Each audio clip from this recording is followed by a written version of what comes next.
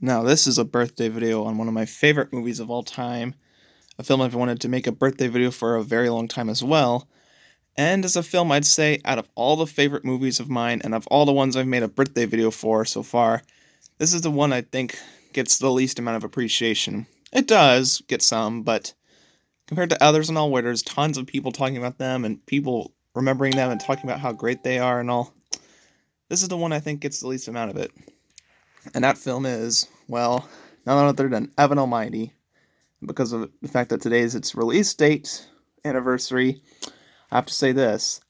Happy anniversary, Evan Almighty.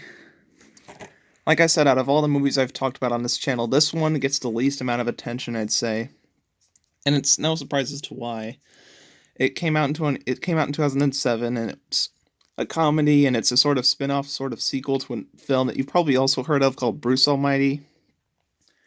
And it just kind of got left in the woodwork. A lot of people didn't see it, unfortunately, and unfortunately, just like Poseidon, ended up being one of the world's biggest box office bombs. Unfortunately, mostly because of how much it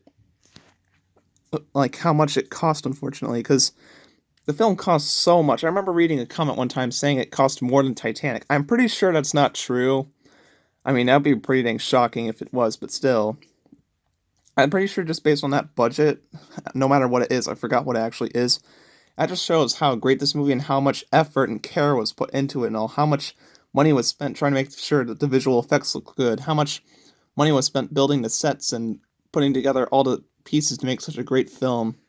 Now let's get into the nitty gritty of all that. As I said, Evan Almighty came out in 2007, and it stars blooming Steve Carell, who you know of from stuff like The Office and Despicable Me and other stuff. Morgan Freeman, who plays God for crying out loud. Steve Carell plays Evan, who's the main character, as well as tons of other people like Lauren Graham, John Goodman, and Wanda Sykes, Jonah Hill, and also, believe it or not, I forgot his name now. Jimmy Bennett. He plays a little kid in this, but he also played the kid in Poseidon for crying out loud. A lot of parallels.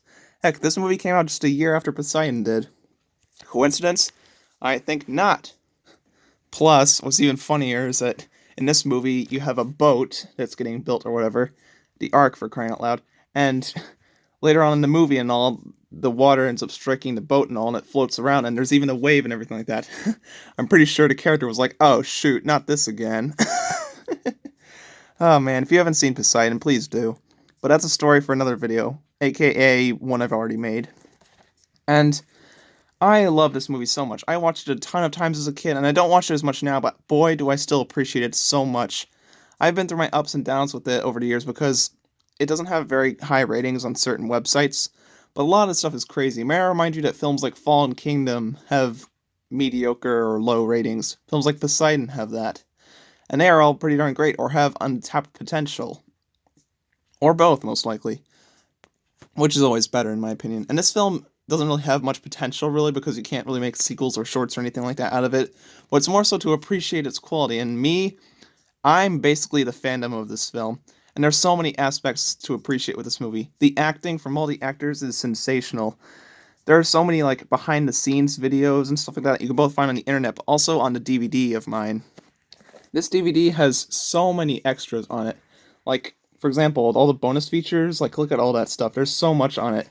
And you learn so much about this movie from, like, the blooming director and all that good stuff. And about how Steve was, like, having this entire scene where he has birds all over his arms and everything. And he was just bearing through the whole thing, even though it's a ton of weight on his arms. He wasn't complaining like, oh, I'm better than these things and all. You treat me like an actor who's a famous celebrity and all. Don't treat me like one of these animals. No, he was dealing with this whole thing and all, and they even like let him put like fake bird poop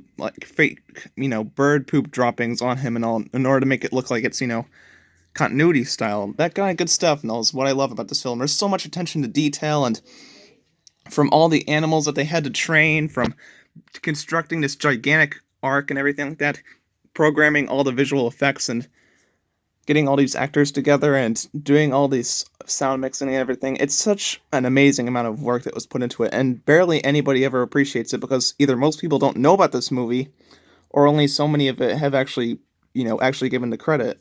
But anyways, enough about that.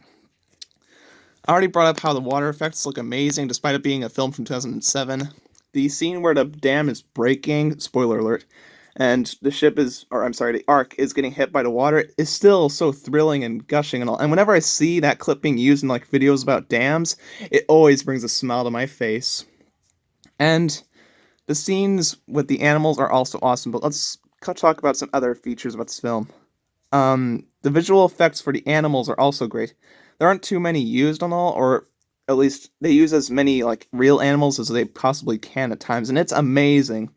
They had to digitally like add together all the different animals, like take one shot of them, put them into the scene, then take another one and make sure they're in a different place so they're not overlapping in the scene. Whether it be lions, alligators, scorpions, whatever, so much, whether it be visual computer effects or real animals that they trained so well to do so many things like lifting up a board or running through a window, slapping somebody, whatever it may be. So much attention to detail was put into this film with the animals alone, and that alone is enough to make you want to love this movie. But with that and the actors' great performances and the amazing visual effects and the score, the score! It's so amazing to listen to. It's so uplifting.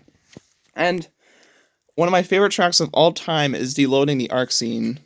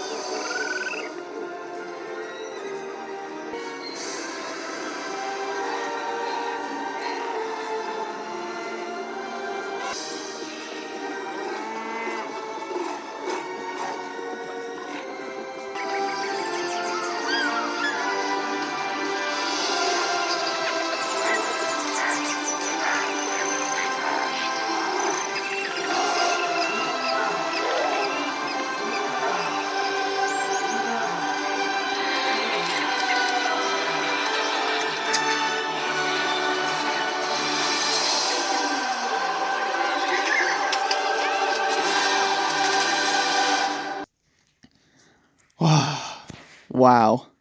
Pretty dang amazing, isn't it? It just continues to blow my mind every single time I watch it. So many animals, such amazing music, such amazing acting, such an amazing set, all of it just beautiful. Wonderful. Now you probably just can tell from that one scene alone just how amazing this movie is, let alone the rest of the film. And man, is there a lot to talk about still. The ending in particular is really uplifting and just calls back to the rest of the film, and it just feels so perfect. And the music in that scene is also incredible. I love the opening as well, as it's a lot of fun, and it also introduces you to Evan himself and all. And like I said, this movie is a sort of spin-off sequel to Bruce Almighty, but you don't have to see Bruce Almighty in order to understand this. For a while, believe it or not, when I was a kid, I had no idea there was a connection between Bruce Almighty and Evan Almighty, because I barely even really watched that much of Evan Almighty as a kid, even. I don't even think I've seen the entirety of it as a whole in general, to be honest. So I didn't know there was any connection, and as a kid, I wouldn't have remembered the fact that Evan appears in that film either. So, yeah, the film works with its own thing, but if you've already seen Bruce Almighty, well, it's not like it really aids it in any way, but still, it works as its own fun thing. It doesn't require any fan service or anything like that, and that's awesome, and the opening is a ton of fun. I just love it. And the scene where Evan is talking with his kids, and they're in their new house and all, and the scene where they're, okay, I'm not going to go into spoiler territory. It's really wonderful, and it just makes you connected to this family a heck of a lot, and I really do like them a lot. So many scenes in this movie are a ton of fun, from all the office sequences where Evan's seeing his friends and stuff like that in the office, or he's in a board meeting.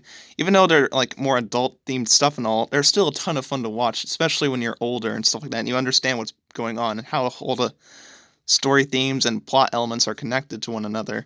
And the scene where all the birds are swarming his office, and eventually all the different animals and stuff like that, kind of close to the beginning of the third act, sort of in the middle of the film, kind of are all swarming the meeting sequence, and they're all surrounding Evan with that awesome music as well. And Congressman Long, played by John Goodman, is getting angry about the whole thing. Or all the animals starting to appear for the first time, and Evan's confused by that. Or even better, the scene where they're all swarming him all the way to his house and all, first in his car and then all the way to his home, and he's like, enough already! Yeah, you probably recognize that scene, don't you? From a certain somewhere. I'll talk more about that later. I love the scenes where they're constructing the ark, whether it's successfully or unsuccessfully. Again, more about that later. And the suit up scenes where Evan's putting himself in the wardrobe and in that robe and everything. And the conflict between him and his wife while his kids are just laughing away about the whole thing, just finding it fun. That's quite nice as well. And yeah, I really do hope someday that Cinema Wins makes a video about this movie because it really does deserve it. There's also a really uplifting scene where the movie kind of lingers a lot on more local animals and stuff like that because I don't want to go too far into the plot about this movie and all. You'll just have to see it for yourself, but it's not too complicated for you to understand really.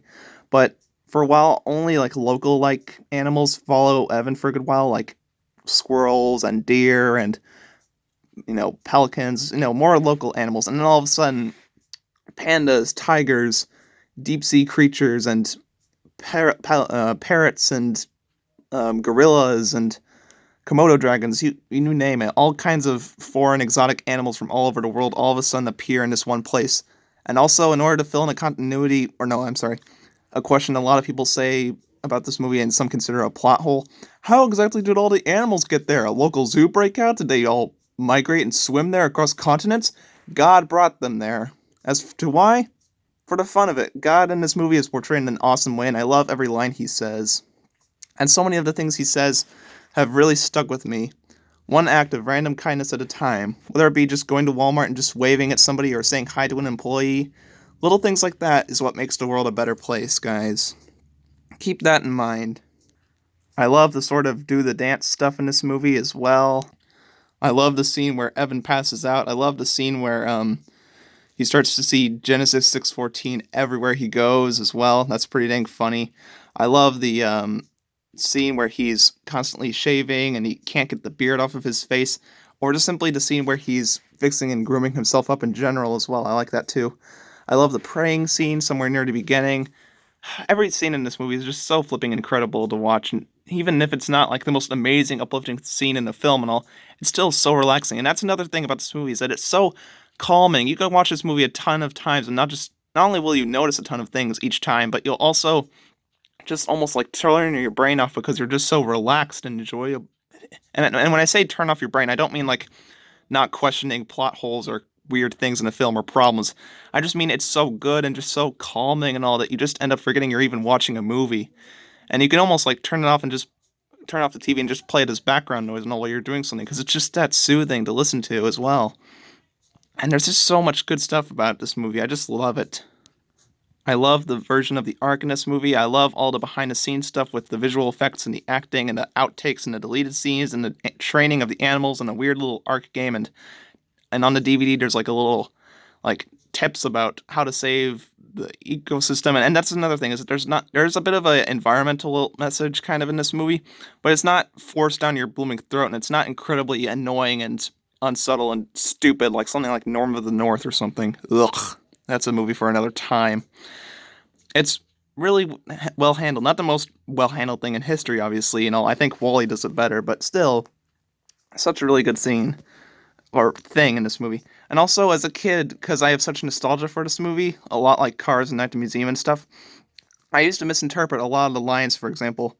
Like, I don't know exactly what he says in the movie, but the little kid near the end and all when he's playing around with the dog and stuff like that, and they're sitting down on the field, it sounds like he's saying, warm butter, while he's talking to the dog and all, and the dog's like licking his face. It's so sweet, and then Evan sees God over by a tree and walks off to him. Yeah, if you can see that scene and all, you'll probably hear it and all. Warm butter! I used to say that a lot at other people's houses, and they were all confused about that, and I had to explain the whole thing. Or even just other weird things like, I'm gonna bring this up in a second, but one of the scenes where Evan's mad or whatever with his kid and all, and the dog's like about to bite him in the balls. Yeah, it sounded like instead of saying he got flies. Wait, no, he could have fleas, lice, maggots, or something like that. I can't exactly remember what he says, but it always sounded like he said as a kid. He has fleas, mice, or mice baggage or something. I always misinterpreted a lot of the lines, and when I turned on subtitles when I was older, it was always cool seeing what they actually said. And also, some other fun things I did as a kid while I was listening to the movie and all, I would take out all my animals from like my bins and stuff like that and just lay them out. And I have a Play School Arc toy as well that has wheels on it, so I would often load up all my animals, stuff them together, and then take them around the house. And even there's a line in the movie where Congressman Lund says to a bunch of people, "These animals are trained." And I got the idea of having like me as a little figure and having all my like Erdl trains kind of around me because I couldn't get out my Trackmasters at the time, and having them following around me and stuff like that. So much weird nostalgia for this movie, I tell ya. What else? ILM also did the effects for this movie, and they're also the company that did Poseidon, and I think they've done a lot of other movies too, if I'm not mistaken. Huh. What do you know? So many parallels between this and Poseidon. What do you know? Another fun thing about this movie is that even though it has like congressmen and stuff like that, kind of, it doesn't bring up Republicans or Democrats even once, and doesn't bring up like the president or anything like that even once. Not one mention of any of that kind of stuff. Even though it has political stuff in it and all, it's such an anti-political movie at the same time. And when I say anti-political, I don't mean it has a scene where they say politics are bad or something like that. It's just so weird. It's kind of like a vacuum of its own self, and that kind of makes it seem like a sort of timeless movie, which is all the better and all. Especially when a movie is absolutely dated because of its topics. The Emoji Movie and the Playmobil Movie. This movie is also another reason why I want to visit Washington, D.C. again to see the Capitol and stuff like that as well. This movie is also so good that I am considering making a YouTube poop out of it. And considering, now that I'm talking about videos and all, I'd be doing a disservice if I didn't mention this. And yes, I did just make this playlist just for the sake of this video, shut up.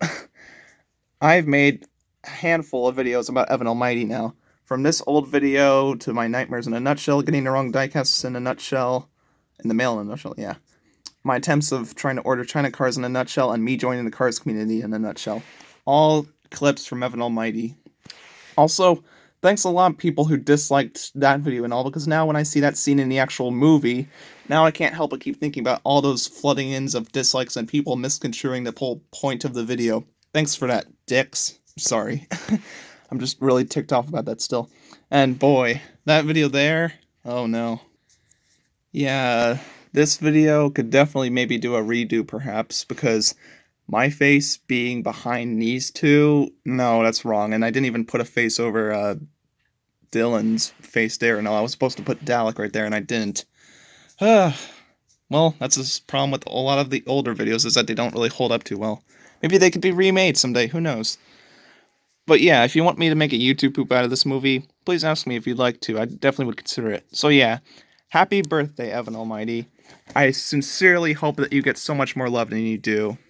So yeah, happy 14 year? Yeah, I think so, 14 year, and I believe now. I could be wrong when I say this, but happy 14th anniversary, Evan Almighty. What a sensational movie. And yes, this poster with the weird expressions on some of the animals does make it look a little bit odd, to be honest, but yeah. Happy birthday, Evan Almighty. You deserve all the love in the world.